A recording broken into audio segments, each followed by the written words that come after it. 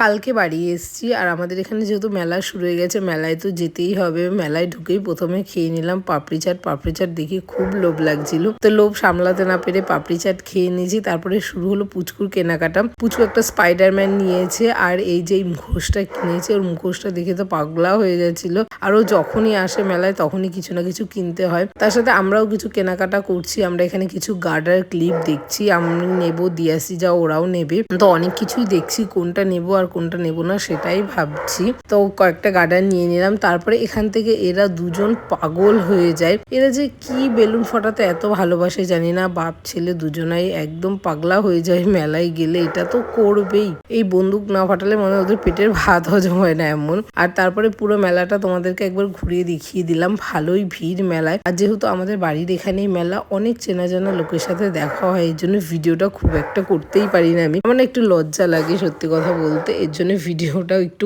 কমই করি।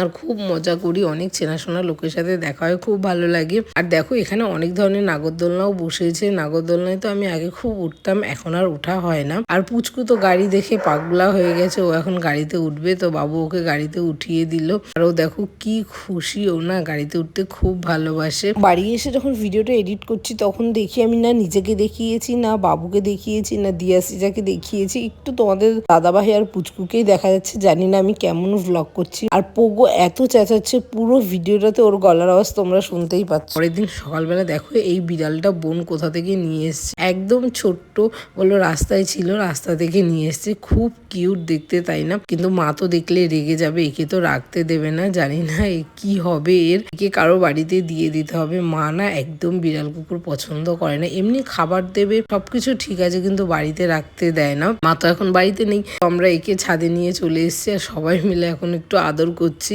একটু কিছু খেতে দেব, তারপরে দেখা যাক একে কি করা যায়। রাস্তায় যদি ছেড়ে দিই এ তো একদমই মরে যাবে। একদম ছোট্ট বিড়াল, খুব কিউট, দেখো কি সুন্দর ঘুরে ঘুরে বেড়াচ্ছে। আমরা যদি রাখতে পারতাম তাহলে ভালো হতো, কিন্তু আমাদের বাড়িতে আমি নিয়ে যেতে পারবো না যেহেতু পোগো আছে।